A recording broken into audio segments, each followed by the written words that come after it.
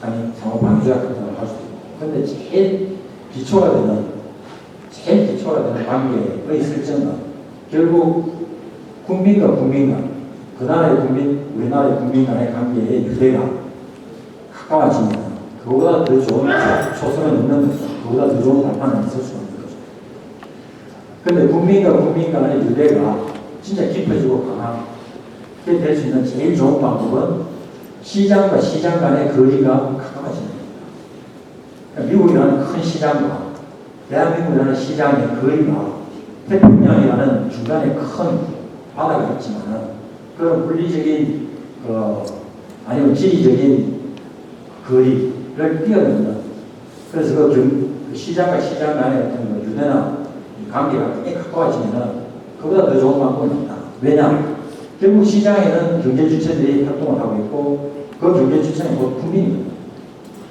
시장과 시장 간의 거리가 가까워진다는 것은 그 시장 안에 활동하고 있는 국민과 국민 간의 거리가 가까워진다.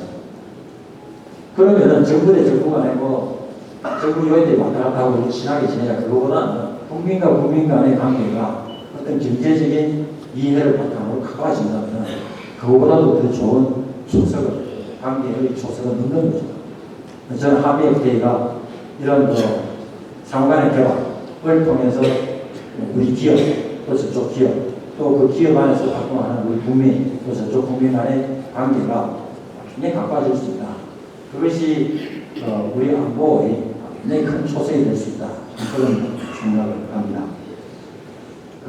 미국이라는 나라가, 조금 더 말씀드립니다. 미국이라는 나라가 우리한테 갖고 있는 의미가 저는 아마 한 3가지 정도 아닌가 생각이 듭니다. 우선 첫째는 역사적으로 혈맹입니다. 아무도 부인을 할 수가 없습니다. 물론 나라와 나라 간의 어떤 관계를 설정을 할 때 우리나라 요즘 비수교국이 거의 없습니다. 대한민국은 모든 나라하고 친교를 맺고 있죠. 지금 안 되는 나라가 딱 2나라, 큐바하고 시리아죠. 옛날에 그 비수교국들 우리가 수교를 할 때 보통 이제 경제 관계부터 맺습니다. 장사부터 트는 거죠. 그 다음에 영사를 가서 이제 우리 국민을 보호를, 그러다가 이제 외교 관계로 전쟁적인 관계로 확산이 되는 거죠. 그게 보통의 관계입니다. 그런데 한미 관계에 설정이 될 때 아주 걱정했습니다. 우리가 식민지에서 거들리고 2차 대전이 미국의 승전으로 끝나면서 일본이 원자탄을 얻어맞고 그 다음에는 우리가 해방이 됩니다. 거기에 미국의 역할이 크다는 거죠. 그게 혈맹의 관계로 발전이 되면서 결국 6.25가 났을 때에 180만이라는 미군이 개입을 하고 거기에 한 4만 5천 명이 이 땅에서 죽었죠. 또 보통 일이 아닙니다. 혈맹이라는 게 그겁니다.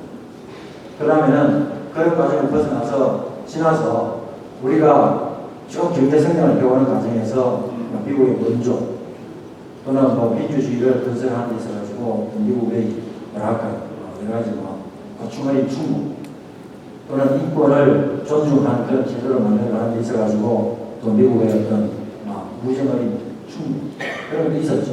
사실 개발 독재 시대에 우리 인권 사실 우리가 그렇게 싫을 정도로 미국이 인권 존중을 해야 되지 않느냐 이런 말도 했고요.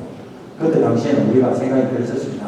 그냥 먹고 살기 바쁜데 인권이 하고 우선 남자 하루 세끼 밥을 좀 먹자 이랬지. 근데 이제 그런 끊임없는 서로 간의 어떤 교감을 통해 가지고 오늘 대한민국을 만들어가는 데까지 있어서 미국은 상당히 큰 역할을 우리의 발전 과정에서 해줬다는 것이고요. 마지막으로는 결국 초강대국으로서의 미국입니다.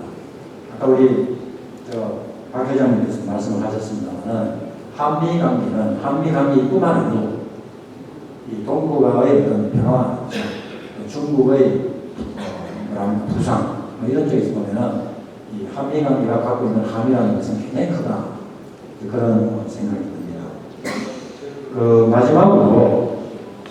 마지막으로 결국 우리가 안보를 생각을 하면은 이제 북한이라는 존재가 제일 크게 떠오르는 게 사실이죠. 그럼 거기에 대해서 모든 국민이 북한의 실체에 대해서 정말 바른 인식을 해야 되고요. 근데 저는 좀 이런 인식을 갖고 왔습니다. 그리고 외국 친구나 동료들에게도 그런 쪽으로 이렇게 말씀을 드려봤는데 우리가 북한을